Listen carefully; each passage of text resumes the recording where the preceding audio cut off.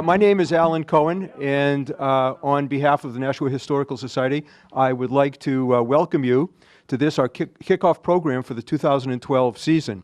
Like in past years, we try to present an eclectic assortment of programs, and this year is no different. Tonight, you're going to hear a history of the history of the Nashua Telegraph. In future presentations over the ensuing months, you will see some of the fascinating and seldom seen items in our own collection. You'll get to take a look at what is lurking under Lake Winnipesaukee. We'll take a reflective look at one of Nashua's oldest philanthropic and fraternal organizations, and we will have a visit with Susan B. Anthony. That'll be in November. So I hope that you'll get a chance to attend more of these free presentations and support the good work that goes on here at the Society. I'd like to recognize our curator, Beth McCarthy. Are you here? Okay. And our president, Bill Ross.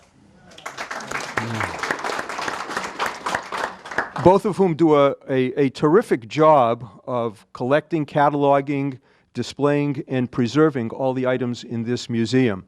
But they don't do it by themselves. They represent a staff of people, both paid and volunteers, who just do a wonderful job of keeping this place and the Abbott's Balding House next door in wonderful shape and making it accessible to the public. Tonight, we are delighted to have with us the publisher of the Nashua Telegraph, Terry Williams, and one of the senior reporters, Dean Shalhoup. Terry has been with Telegraph Publishing since 1988, starting off as regional editor and moving to managing editor in 1990 and finally publisher in 1994.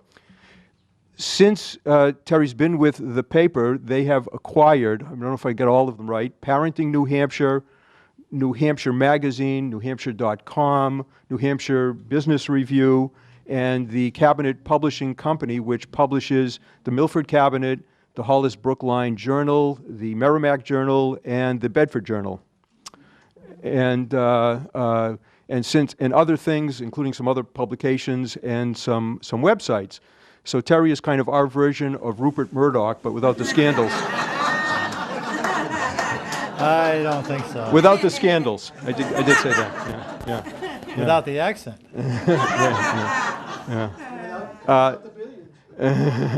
And Dean Shalhoup has been working for the Telegraph for 40 years. He certainly doesn't look that old. I'll accept 40. I look 40. I was born there. Dean started his career as a newsroom assistant, a sports writer, a photographer, and a darkroom operator. Think Jimmy Olsen. In 1976, he became a full-time sports writer. In 1979, he became the Telegraph's first full-time photographer, a position that he held until 2001, when he went back to reporting. And you can still see Dean's columns several times a week, and his feature on Saturday, where he focuses in on Nashua people, places, and things. Dean's association with the Telegraph has really been a family affair. His dad, Mike Shalhoup, worked for the Telegraph from 1952 until 1985, when he retired as the managing editor. The Shalhoups have worked for the Telegraph for 73 years. Amazing.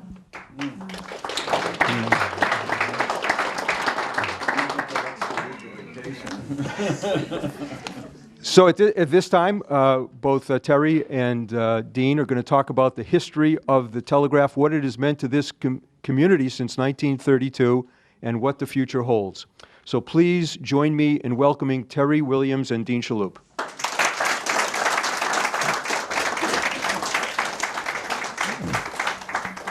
Thank you, Alan. Goodness, without a piece of paper in front of him, he remembered all those dates, all the names of those publications. Where was the one slip up, though? At the end, he said, since 1932. Well, 1832. So I'm going to start. Obviously, you do the old stuff first, and then you do the present and the future. I brought, as a lot of you probably saw already, a little bit of a timeline of events. We made that for the 175th anniversary of the Telegraph a few years ago. The copy of the very first page, I mean, the cover of the very first paper was a 4-page weekly that came out every Saturday morning or afternoon, depending, I guess, out of the back of Thayer's bookstore, which was right down appropriately enough on a corner of Main and Thayer Court. That building's no longer there and probably burned a couple times and has been replaced a couple times, and there's a lot there now. But Andrew Thayer was very interested in journalism and having a paper. He sought out, matter of fact, these Beard brothers, Albin and Alfred Beard, initially because he didn't like the politics of the existing papers in Nashua. Among them, the Gazette. There was something called the Constellation. They were weeklies. They were short-lived. They were more just political statements, really, as opposed to newspapers themselves. And you look through old papers, you know, in the 1800s, and it's amazing how much time and space they do devote to politics and arguing, you know, throughout. I mean, we do it to some extent today, certainly, you know, in the media and TV as well as through newspapering, but nowhere near to the extent that they did it back then. So it was pretty interesting. But the original, the founder and the original publisher was Alfred, but he wasn't that well. He died several years later, and his brother Alvin took over. But his biographer, Alfred Beard's biographer, described him as a rare good man whose nature would not permit him to enter into the acrimonious debates in which the newspapers of his time indulged. He was a Unitarian and very courteous, etc. So I guess nice guys really couldn't run newspapers successfully back then. Fortunately, that's changed for us. And he kind of, you know, this, I'm not sure who the biographer was, but they likened him to Benjamin Franklin in that he had just a common school education, but yet, you know, was able to write and quite well and everything. Failing health, et cetera, and then he passed. Colonel Atherton, Captain Henry Atherton, who was a well-known Nashua Civil War veteran, was recovering from wounds from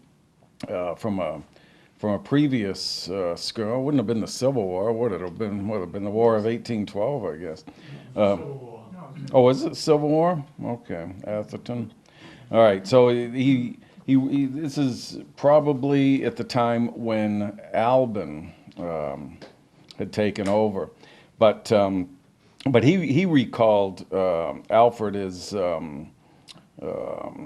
you know, similarly to the other bio on him, but he accepted an invitation, Atherton did, to edit the Telegraph for a year in between ownerships, I guess. So from there it went on. It was a guy by the name of Moore, who was the publisher. It's all spelled out in that timeline. William O. Clough was the owner and publisher at the time.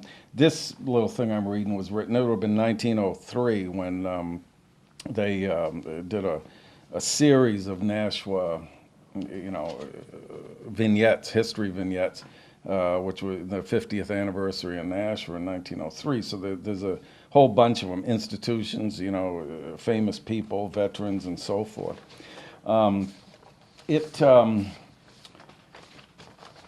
It persevered, you know, amazingly so. You know, it went from that bookstore the Telegraph did to this hand press that you can only imagine what it was like, assembling all the letters and cranking out, probably not, you know, like, unlike this thing, a bigger version of it, but through several fires. He got burned out. They went over to the Central Block, which was down by Railroad Square, and they went across the way to another building after a fire. You know, fire is obviously very common in the era. Their home until the building on Main Street was built in 1929 was where Indian Head Bank is now.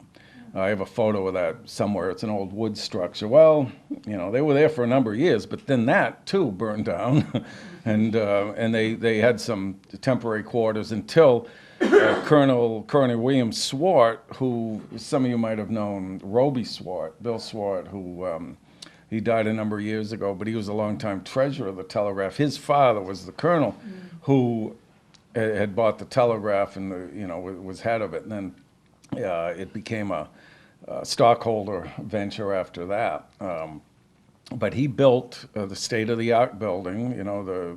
They hailed it as being so so fine in brick and steel and everything, and it really is a well-built building.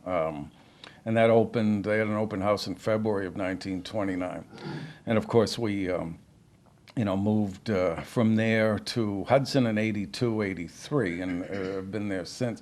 But I think some of the the highlights of the history of the paper itself kind of follows, it follows, trends, certainly American eras, the society, as it were. I brought a few of these pages. There's others. They spent a great deal of time on community events, sort of what we are getting back to these days. We're not so much a regional or national or world source. These, medium-sized newspapers as the Telegraph. We're more local news centered, and that's because it's so easy to get news of all kinds, from other sources. So we're kind of harkening back to those days when they had a handful of reporters. They went out in the street and they collected stories and maybe started taking photos as time would allow. They put out an extra, which I brought a couple of them with me. I probably put them in the other room, but there's a collection of page ones that, they're right here. I didn't put them in the other. Pretty cool. But at some point, I'm not sure exactly when we did this, but, this, of course, is big stories. This is 50,000 ransom, the Lindbergh baby. This is in March of 32. And the floods of 36, they had to blow up, the ice dams in the river. 38 hurricane, and highlights, let's see, war is over. I got another war one over there. And the atomic bomb released on Japan, Truman says. This is a big one that's purely local, is the closing of the Textron Mills in 48. Fred Dobbins was the Telegraph editor then, and you remember he always told the story about a guy by the name of Petaris, who was the union leader, the boss over there, came over and said, "Hey, I think I got some news for you. They're closing today." And yeah, I got some news for you. So that, that was obviously a big story, but it also threw out of work like a third of Nashua's workforce, who had worked in the mills. And as people know, the historians know that Hugh Gregg and several other philanthropists, politicians, business owners rescued Nashua by forming the Nashua, New Hampshire Foundation and renting out the mill. They had millions of square feet of mill space, and it was time to attract business. One of them was this little operation out of Raytheon run by a guy named Sanders. Yeah. And then they moved over to the Jackson Mills, of course. He took that over, which is 95 Canal, where BAE is now, and so forth. So there was a lot of them that came out of that and essentially saved Nashua's economy. Of course, this was Saturday, the day following President Kennedy's assassination, but I don't know if the extra, that's one of the few times we did extras. One was the Crown Hill fire in Nashua. They put out an extra because the fire was on a Sunday, and they put out an extra that night, and the guy, whoever was writing it, says, "The fire is still raging as this is being written." That was his lead, so it was later in the afternoon. All right, well, there's the extra. It's on the back of this, May 4, 1930. And the other time was when President Kennedy was shot. They put out an extra essentially that afternoon, but fired out of control. So you can see that, throughout the years that local stuff topped Telegraph priorities, and it still does today. As far as production goes, I mean, it's just a quick vignette of that. It's amazing, even in my relatively brief tenure in the great scheme of the whole newspaper industry, which, I don't know, does it go back to 1400 or something, and whatever, but the changes I've seen, when I arrived there in 1972 out of high school, they were still, making pages out of lead. They're melting lead, linotype machines that you've heard of, and they were doing it that way. It was fascinating work. There was a giant press, and there was the different rooms. The composing room department outnumbered the rest of the building, probably 2 or 3 to 1. At that point, it was all production. Now production is handled by the same people who edit stories and the same computer they do everything else on. But in between, there were steps. It was called, the next step after hot lead was called cold type, for lack of any better description. And it was a venture they went into early. It involved the first computer. Somehow it was like a key punch thing on tape, and you fed that into some kind of computer, and it put out a page, and then you still had to photograph the page. It was a few steps better and a little bit quicker eventually when they got the hang of it. Eventually, of course, technology helped revolutionize the newspaper business like anything else. For a period there, it really helped us, be competitive, because our deadlines didn't have to be as stringent anymore, because we could do things a lot quicker than having to make up a whole new page. It amazes me when I hear stories about, especially in bigger cities, Nashua didn't do it, but Boston, New York, where they had 4, 5, 6 editions a day, where they'd have 2 shifts or maybe 3 of composing room guys, and they put out 1 edition, and they'd stop melting it again, another crew would be putting out the next edition. Had a few new things, like the latest horse race results and stuff that was important then, any news that might be going on.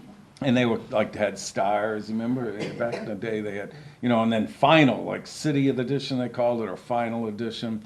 And that was all you got until the next morning.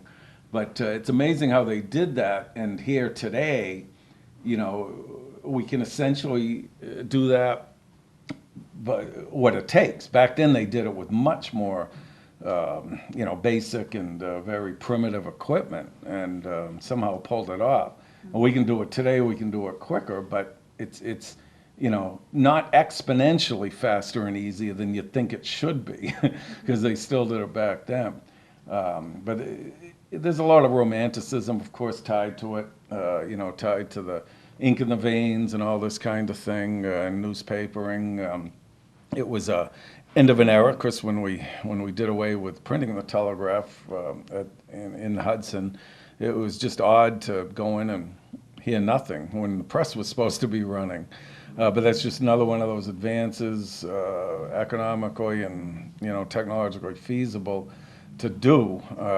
So that's where we're at today. And pretty soon Terry will tell you where we're at and where we're going in the future with this. Just quickly, is there any questions, Anthony, I left out of this Telegraph itself that somebody?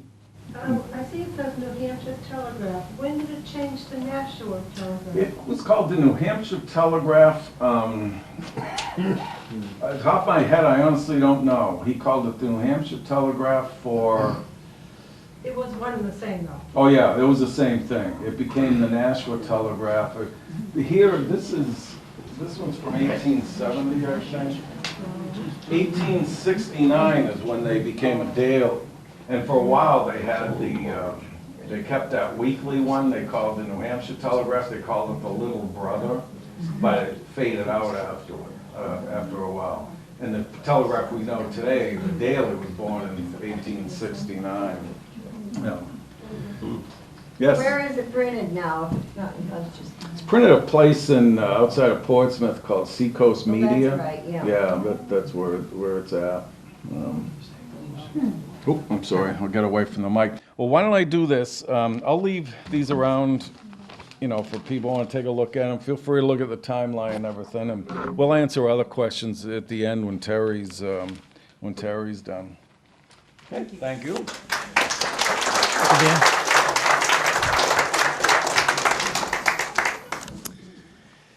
Thanks very much to Dean for doing a nice job on capturing the history of our operation, 180 years in about 20 minutes. Very nice.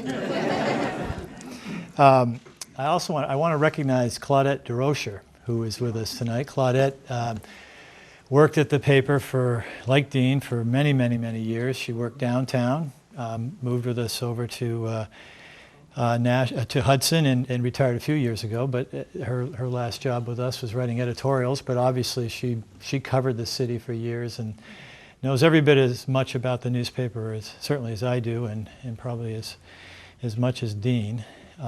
So I'm glad to see Claudette here tonight. I'm going to talk for about 20 minutes or so about the future of our company, which is very closely tied to the changing industry in which we do business. I'm sure most of you know about some of the pressures that newspapers are under these days and some of the changes we're going through, and I'll talk a little bit about that and also talk about how we're responding to that. A fair amount of what I'm going to talk about is innovation and what's going to be needed and what is already happening at the paper to assure that we're going to be part of this community for at least the next 180 years when Dean retires. To do this, I would like to start with some history. Al Spenlove was publisher of the Telegraph from 1949 until 1956. As publishers go, his was a relatively short tenure leading our newspaper, but he so loved the city and the Telegraph that he maintained an affiliation as a board of directors member that spanned 56 years. He retired from our board in 2005. Sadly, he passed away in February 2010 at the age of 94. Al was an innovator. He had to be. During his time as publisher, he shepherded the paper through a number of challenges, including one of its most pressing, and that was a strike that occurred in 1952. And that strike occurred during a very difficult economy. You heard Dean mention a bit ago about the mills closing, and this was a very tough time. And he had to get through the strike, and he had to also try to grow the paper, which he was successful in doing. One of the things he did was he brought many modernizations to the Telegraph building just down the street. He loved to tell stories about these inventions. My favorite was a contraption that he had constructed that allowed his composing crew to move hot lead from the basement of that building to the stereotyping room, which was 2 floors up. He instructed that a motorized conveyor be built using 2 large motorcycle sprockets, one in the basement, one upstairs. He needed a chain, though, to go over those 2 sprockets to hook onto these so-called pigs, which are these huge pots, if you will, of hot lead that he had to get from the basement upstairs. But a typical motorcycle chain was not nearly long enough, so he went to a local purveyor of farm equipment and asked for 200 feet of it. And the salesman was more than surprised at the request. He said, "My God, what kind of manure spreader do you have?"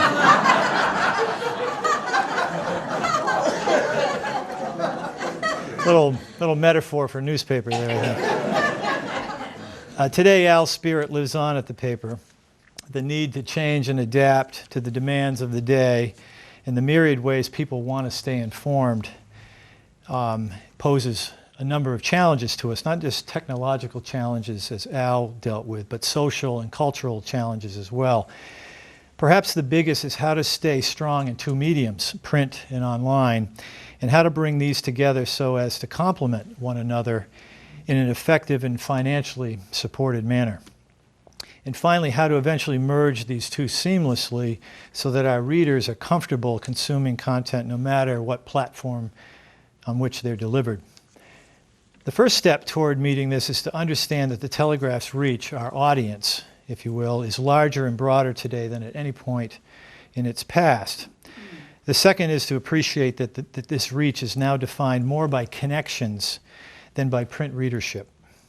And the third is to realize that these connections say a great deal about the Telegraph's role in community life and probably do so much more thoroughly.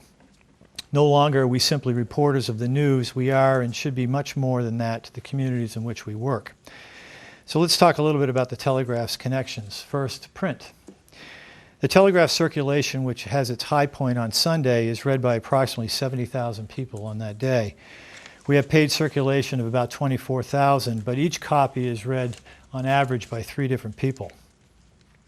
That paid number is down a good amount from its high watermark about 15 years ago, when we had 35,000 sales on Sunday.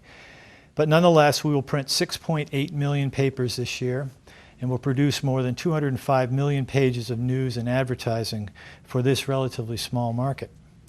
We will deliver these papers to our customers with a complaint ratio of about 0.2 per 100 deliveries. Thank God for this reasonable winter. My friend John Sias once told me that he had calculated the number of words in a typical Sunday Telegraph, and he said that they equate to a good-sized novel. But as large as our print footprint is, in time it will be dwarfed by our online connections. Here are some statistics. We have about 1.5 million page views on our website each month, but that's growing, and in February that rose to 1.8 million. We experience 930,000 views of the posts that we make on our Facebook account, and that represents 23,000 active users. We had 350,000 referrals to our website from Yahoo, 260,000 from Facebook, and 230,000 referrals from Google in 2011. We have 4,200 Facebook fans. They say they're fans, and that's growing daily. We have 5,000 people following the Telegraph and its staff on Twitter. We're getting up to 20,000 views of our videos each month. We're doing video now at a great clip. It's something that readers want. 8,000 people attended our events last year. You heard Dean talk a little bit about how we've had to enter the event arena. 8,100 people took part in our contests. We have 12,000 subscribers to NH Daily Deal, which is the Telegraph and NH.com's online sales site. Kind of our version of Groupon, if you will, if you're familiar with that. Last year, 4,300 deals were purchased through NH Daily Deals, and that saved those people $125,000. And we have 1,100 subscribers to our coupon website, Couponing with Krista. We have mobile apps for the iPhone, the iPad, and soon we will have apps for the Android devices. I dare say it was easier to manage our news operation and our company, for that matter, when I became publisher in 1994, because we were print only at the time. The newspaper industry has been rather slow to recognize the change around it, and in some cases rather stubborn about moving in the new directions.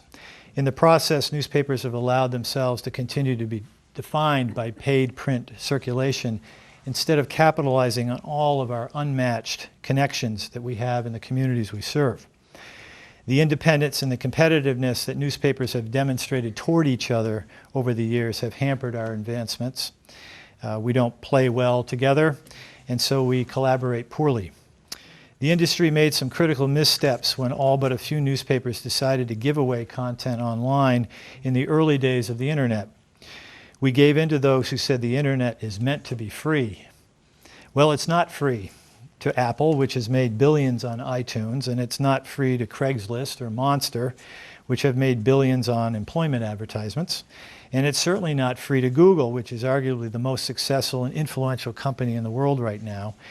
And it has attained that status almost overnight based on a simple, brilliant content, search, and ad-based model.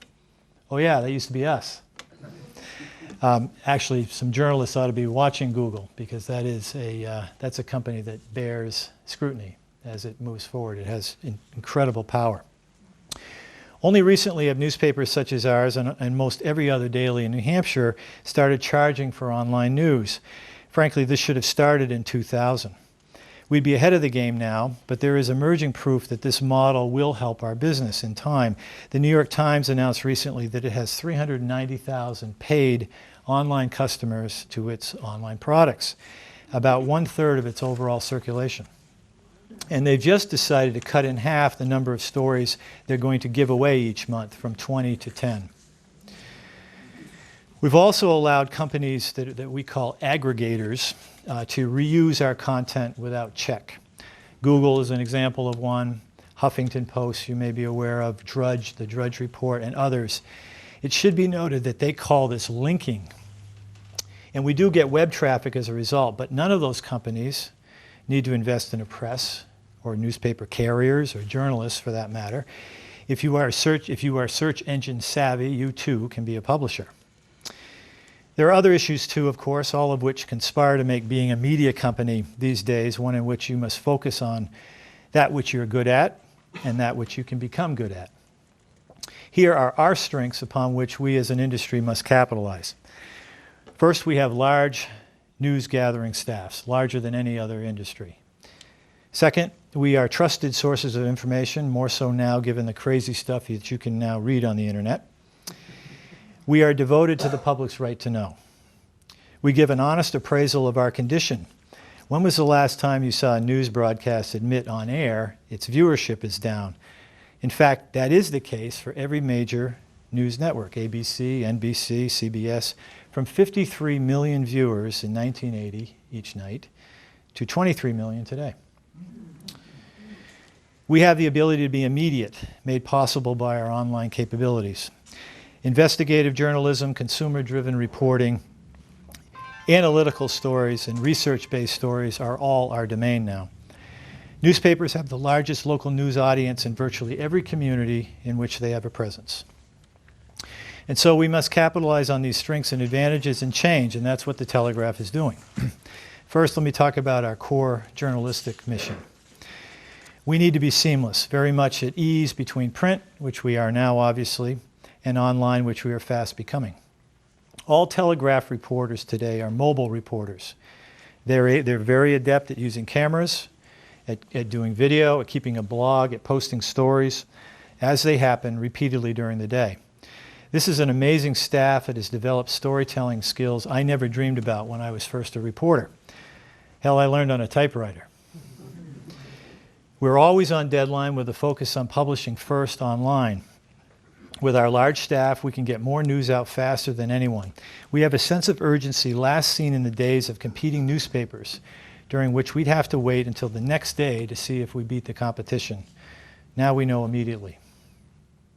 We need to balance this breaking news mentality with our need to offer readers perspective and analysis. This perhaps is still best done in print, but so too on the new tablet devices that are out today. We need to become extremely adept at the use of social networks and social network tools such as Twitter, Facebook, Google+. We need to continue to experiment and innovate. We have two products that I'm very proud of. One is called The Lobby, which is a paid online site. It is about how business and politics intersect in Concord. And it's a partnership between the Telegraph, our sister publication, New Hampshire Business Review. And we have about 100 subscribers that are paying $100 a year for that. And we think that is kind of a platform that we can utilize more thoroughly for other types of niche content going forward. We also, you may have seen today in the paper, just launched a crime page, which looks at the type of public safety news that is going on in and around your house, your neighborhood, your schools. That's a partnership between the Telegraph and Nashua Police, and I expect that will be a site that gets visited a lot. We need to continue to advocate aggressively for the public's right to know, boost our investigative journalism efforts. Newspapers are still the only media outlets that take this seriously and produce reports on a regular basis. I've heard many people wonder about who will do this type of work should newspapers go out of existence, and I frankly can't come up with a source. We need to be an open, transparent news operation. Let people watch, let people take part, let people comment on news decisions, editorial opinions, and our coverage. I'm continually amazed at how people are interested in what we do. The more they know about this, the more they appreciate it. And appreciation in many cases means relevance, and we must remain relevant. Second, we need to be a thought leader. We should take an even more aggressive approach to bringing in key thinkers and influencers on issues of the day. Perhaps some of you watched our presidential primary candidate interviews that we did in partnership with Nashua High School. We had the kids taping us as we interviewed the presidential candidates. We streamed that information online. The kids had the video. that they produced. They got real life experience working with us on it. It was a terrific partnership, and we need to do more of that. People expect us to help them vet politicians. We need to do this in broader ways. We did PolitiFact this year as part of our coverage, which went into kind of debunked some of the claims that politicians make. We need to bring the public more into these sessions and have them weigh in. We can be more effective. We can be a more effective news operation if we let people see what we see, if we let people talk to the people we talk to, and if we let people discover that which we discover. Mike Brindley, our Metro editor, did just that last year with 2 sessions that he held. One at Nashua High School South, where we invited people in, teachers, parents, students, to talk about innovation in the classroom. This came after a series of stories that he did investigating what sort of new tools and techniques are going on in the classroom these days that people might be interested in. He followed that up with a series of stories on New Hampshire's competitiveness. Is it still a competitive place to live, to do business? And we, in partnership with the Chamber of Commerce, we brought in 4 experts to talk just about that subject. And as it turns out, New Hampshire is very competitive, but there are things that we need to watch. We must advance the use of technology to display these thoughts and this content, to portray it effectively with multiple dimensions, including video, interactivity, surveys. We need to return to the center of conversation. It should be important what is said not by us, but through us. Third is our community mission, our public invitation to publish and to partner. Our attempt will be to give everyone the tools to be a publisher and give them access to an appropriate spot on our website for their content. Getting published in the local paper is still desirable. It has credibility, it adds status, and it's rewarding. There should be more opportunities for people to appear in the Telegraph. And we need to take advantage of the web's limitless space and search capabilities. And we need to provide easier ways to post upcoming events and to promote the community. What can we do at the Telegraph to help our communities improve themselves? How can we enhance the efforts of nonprofit agencies to serve their clients more effectively?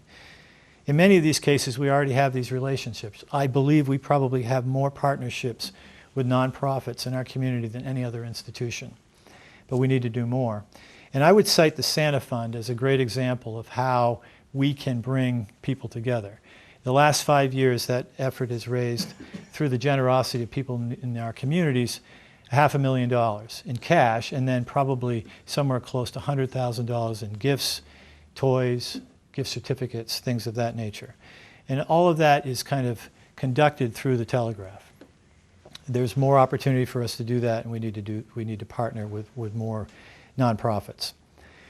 The Telegraph today, I suspect, is probably something Mr. Spenlove would have a hard time recognizing. But I also know that he would enthusiastically support it. Al was all about change, and he wrote about this in his memoir. Quote, "The move to the internet is just another of the technological advances that have made obsolete every piece of equipment used in newspaper publishing throughout my active career, and eliminated the need for the old skilled crafts. Technology has come a long way since that interesting midnight when I watched engineers simultaneously close thousands of little switches to bring dial telephone service to Nashua and the surrounding area. The Telegraph has not hesitated to embrace and keep constantly abreast of the new efficient technology.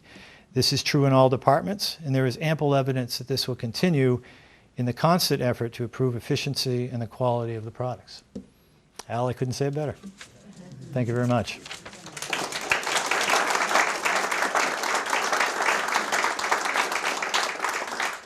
Are there any questions for me or Dean? Yes. Just a comment. I think one of the best things that you do, for me anyway, is enforcing this sunshine law. Oh, yes. Yes, we just came off that week. Absolutely outstanding. Oh, good. We should have a sunshine week every week, though, right? We probably could. It is a very, it's something that, in the 50s, 60s, and what have you, newspapers were more community cheerleaders than oops, sorry.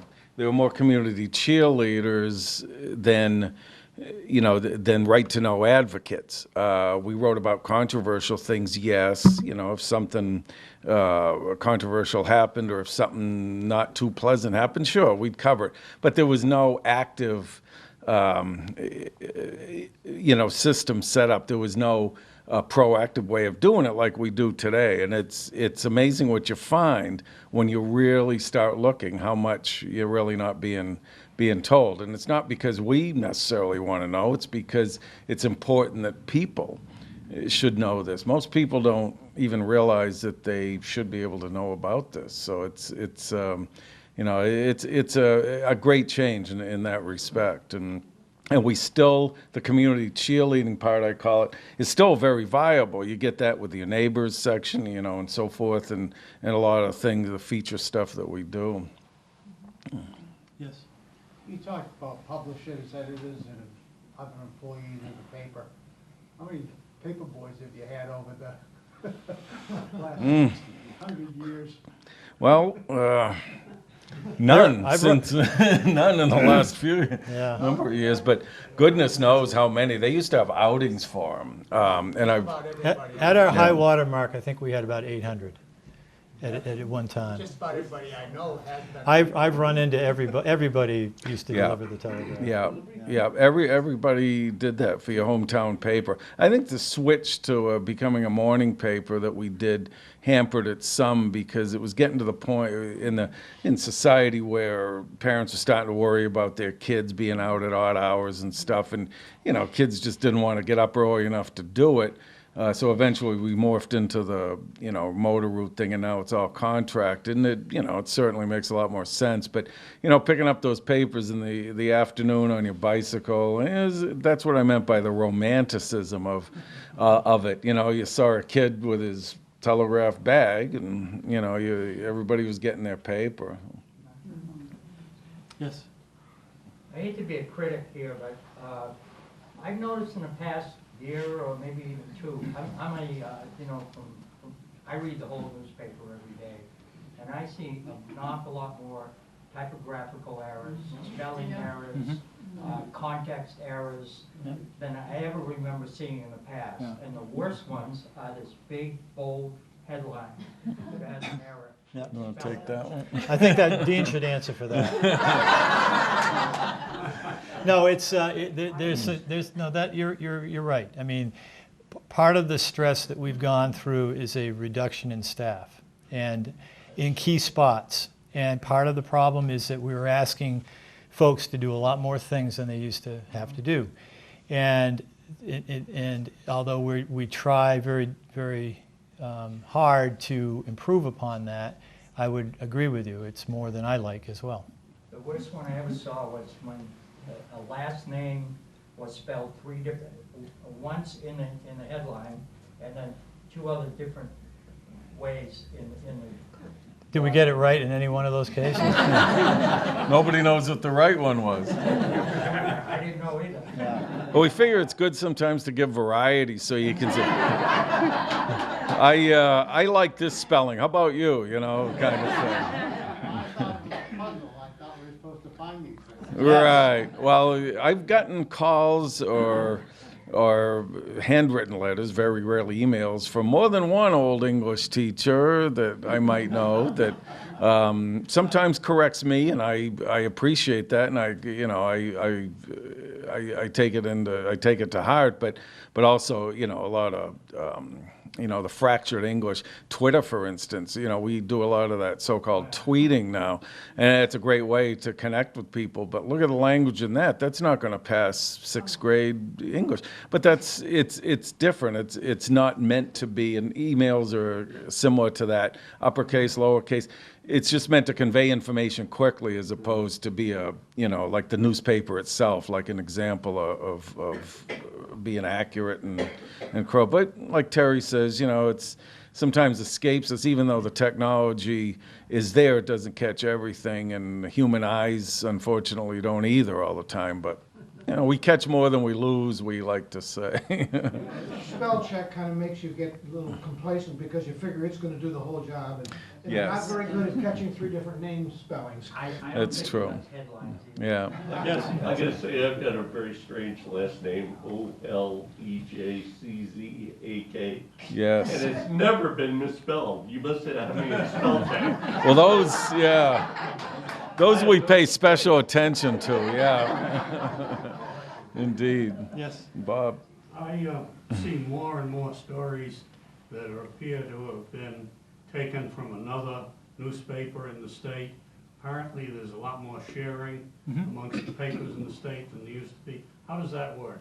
We set up a news exchange to some degree because of our dissatisfaction with the Associated Press.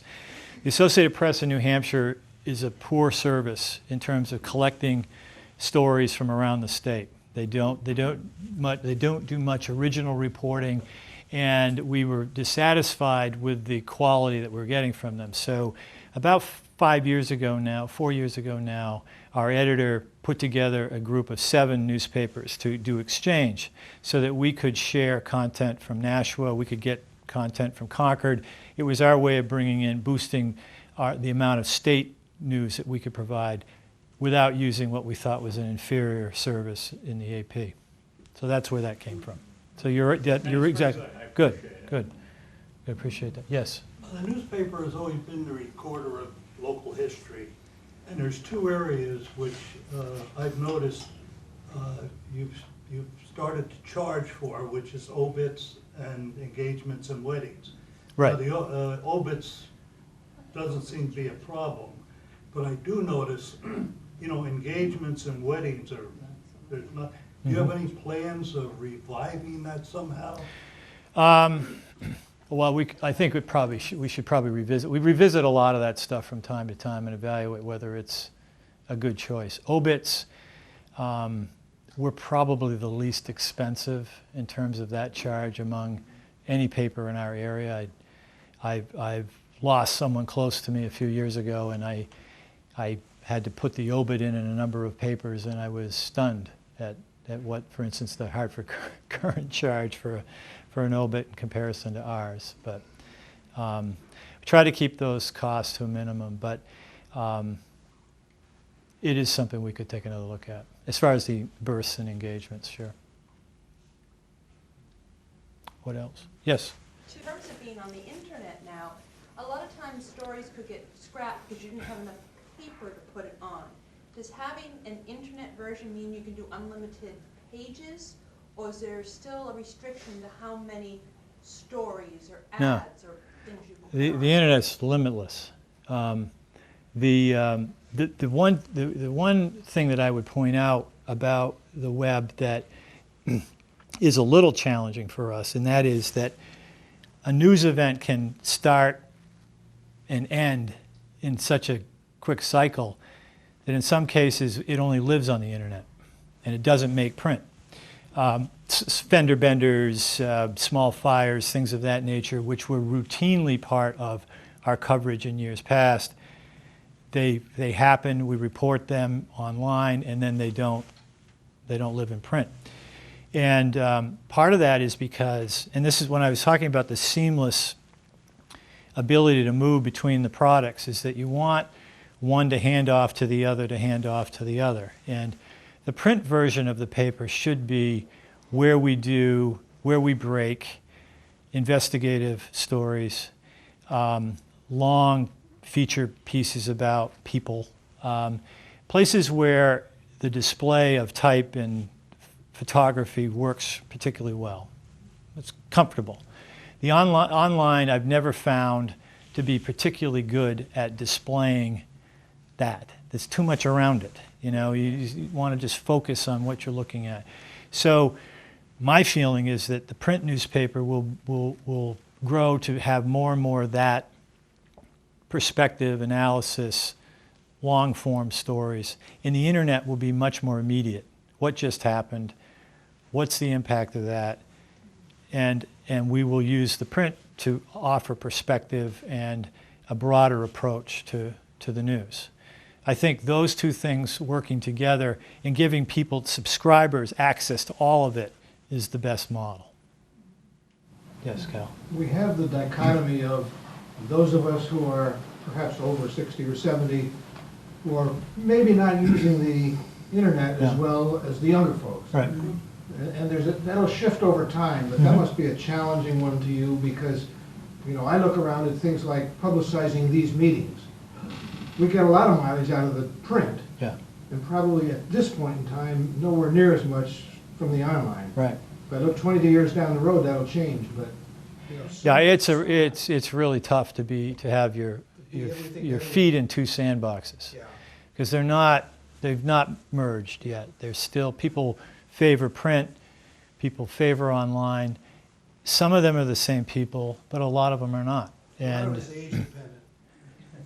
although I will tell you that we have very active users online that represent some of our older readers, very active. And but I don't think what's happened, I don't think that the industry yet has figured out how to put the two together effectively.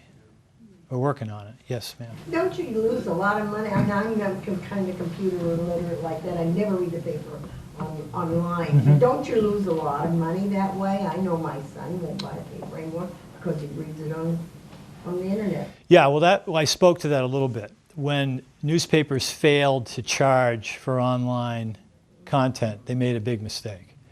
There was a window there where I think we all collectively could have done that, and we didn't. And it should have been done then. It's being done now. It is. If you're a subscriber to the Telegraph, you get everything. If you're not a subscriber to the Telegraph, you get a limited amount of what's online. So we're trying to get people to pay for content and then decide how they want to use it, not force them to decide between print and online, but give them everything. So that's kind of the objective. But you're right that it's, you know, although publishing online when you don't have to produce a paper, you don't have all that cost associated with it. So you've got some balance going on there as well. Yeah, a lot of, just to quickly add to that, I think, I don't often hold myself up as a good example of anything, but in this case, people in my age group, my mid-50s, you know, the baby boomer era, probably, the baby boomer generation would probably agree with me like on this, that there's nothing I love more than having the ability through technology to immediately find something out or learn something. I hear something on New England Cable News, on TV, that I kind of missed the crawl down there. So I run in and go on a computer and say, what were they talking about? And I look. So the immediacy of that, the ability, I get irritated if I'm somewhere where I can't do it. I bring my laptop on vacation, but it doesn't mean that I'm going to be using it all the time. But it's great to have there when I need to know something quick. I'm in a place I don't know. Okay, you look up an address. Oh, that's okay. I know how to get there now, or whatever. But by the same token, there's nothing I love more than in my downtime, recreational time, sitting in a restaurant or sitting at home or somewhere, just relaxing, reading a newspaper. Or something else, but usually it's a newspaper. So I think, you know, it goes both ways. You know, I think there's room for both. Yes, sir. My paper's late quite often, so. It's You're the Terry's point too. department. I recently tried to use the computer to read it until the paper came. And it works, except that it's so slow that. Well, that'll probably be on your end. Is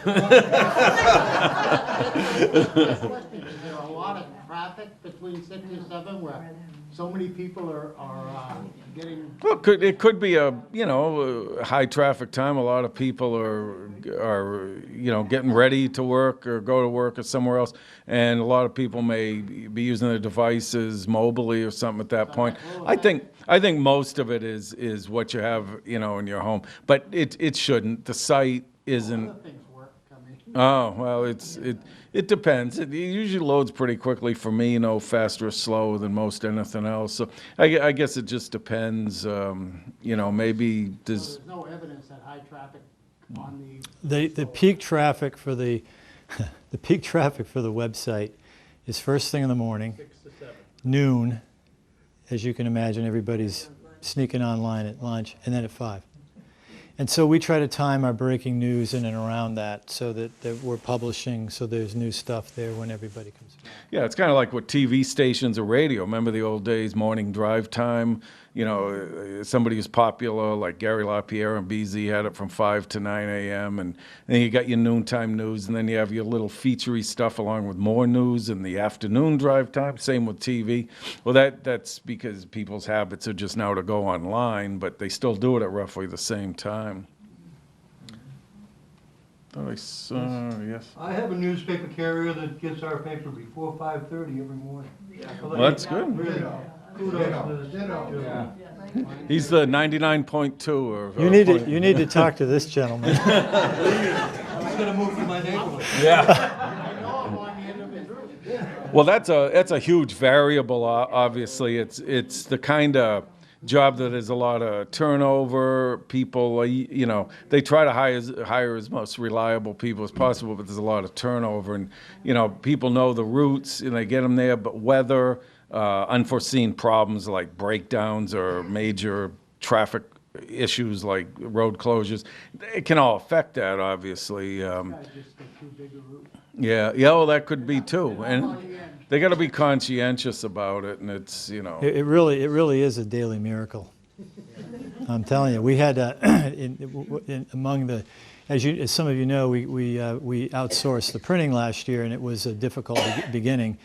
And I thought everything that could have gone wrong had gone wrong until I got a call one morning saying that the police had impounded all of our Milford papers.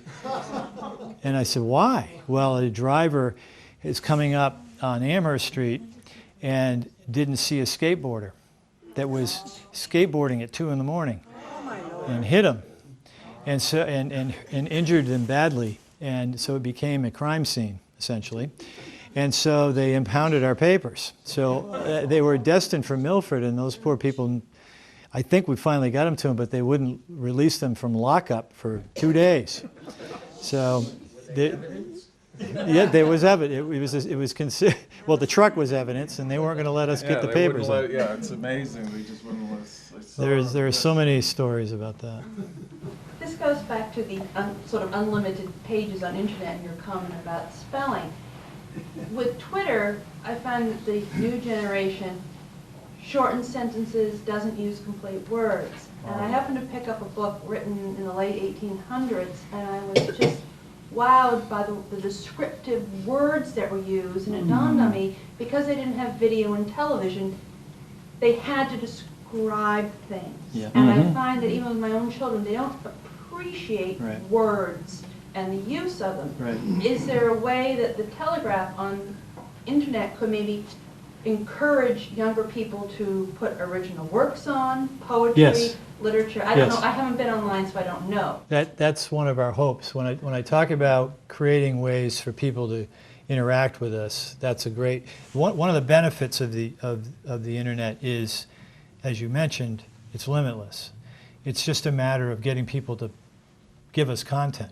So examples of fine writing, whether they're from classrooms or or whatever, are all things that can be shared.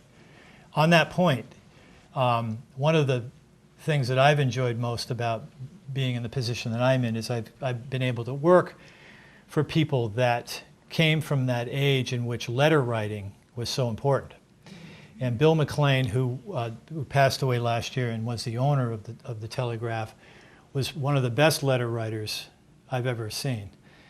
He was just the way he could mold the English language into something that really had meaning. It was just unprecedented, and you missed that. And Al Spenlove was the same way, and I've kept every one of their letters, if for no other reason than just to draw inspiration from the way they wrote. And it's sad to see that has disappeared over time, and it would be nice to be able to celebrate that again. It is. Nobody enjoys that more than me too. I mean, a lot of I got my favorite, reporters, in bigger pay like the Globe. There's a couple there that I never miss their column because no matter the topic, their writing is just, it's so pure and it's so descriptive, like you were saying. And yeah, I spend a lot of time down at the library looking through the microfilm with these old papers, and after a while the print's so small and it's like, well, you get to the point, but that's when I'm looking for an answer. But you're right, there's so much there was so much more flowery prose and ways of describing things that I don't think it's a lost art. I think it's just kind of been shelved in the interest of expediency in our hurry up days. So, it's still there. We just got to find it and use it more. Hey, yes, Frank. Will there be a report in the paper tomorrow of this meeting? I don't know. We're past deadline now. Since we outsourced. No. Well, this could be one of our what'd you call it? The linkages, linkage when we link, link from the recording to our site maybe someday. But we like to talk about the Telegraph and so forth, past, present, future. But mainly, it's not so much us. Our job is to collect the stuff and get it to people. So, it's fun to talk about. But by the same token, that's where we're our most comfortable is getting stuff out there. Yes. The internet has another advantage. We have a number of friends who live out of town. Yeah. That are originally from Nashua. Yep. And some new friends who are not, but they still interested because we are. And they'll call me at early in the morning, they've got the news. Before I have a chance to read the paper. Before his computer has come out. That's perhaps one of the. I don't even own a computer. Yeah. Well, that's perhaps one of the greatest advantages. Kind of it's what Frank just said. It's people email from all over the place. There's a new, well, it's not really new. I wrote a column about it last week, but that Facebook page called You're from Old Nashua If. And it's just zoomed in popularity and so forth. And people from anywhere who grew up here, there's lots of people that are on there, frequent contributors that remember old Nashua but live elsewhere now. So otherwise, if it was just in the paper or just, people talking, how could they ever know? So that's the beauty of it. I got an email I forwarded to you. Yes. From a woman from Veronica. Where was she from? She said, I'm not sure where she lives, but she said 3,000 miles away. Right. So she's either in California. She was complimenting Dean on his writing. And, so clearly she wasn't that close. She has Alzheimer's now, but she she used to live here, and I'm not sure where she's. They were laughing because I said, well, she's either in California or in the middle of the ocean somewhere, depending on which way you go. But yeah, those are nice to see too. People whose name I might have forgotten, but all of a sudden remember if I see an email. So, yeah, it's nice for people to be able to chip in. Yes. Do you envision no more paper someday? No, no, but I can see it continuing to change and to evolve into something. Will it be less than what it is? No, I don't think it'll be less, but I think it'll be different. I think it'll be much more focused on investigative reporting, long feature stories, things that really work best in that kind of format. Yeah. I would like to say one thing if I can, and that is to pay Dean a compliment. I think most newspapers have a treasure on their staff somewhere, someone that's got deep roots in the community, a lot of history, and we certainly are blessed to have Dean, who is, in 40 years, has done just about every job in the newsroom. Thank you. And he's one of those writers that really finds a way to capture people, and Nashua as well. So we're really lucky to have Dean. Well, Dean, that means it's time to ask for the raise now. Yes. Yeah. I've got to go. You can all be witnesses. Yeah, that's Are you for mentoring sure. anybody? Not directly, no. I'd like to think there's people that read and, you know, maybe pick up things that I write about and gain some knowledge through it, but directly, no. No, Do it. Really. Thank you, I appreciate that. I enjoy doing it a lot, and whether it's print or online or by carrier pigeon, you know, it's still fun to do and still enjoyable to get out there. People might say, well, you've been doing this so long, haven't you run out of stories? I said, it's bottomless, it's impossible. You could put me in a small town, a tiny town, or not just me, but any features reporter, I think that you know, does their job, and you can always find them. There's always Everybody something. has a story. Exactly. How are we doing for time, Alan? Okay. Oh. Thank All you very right, much. Thank you all.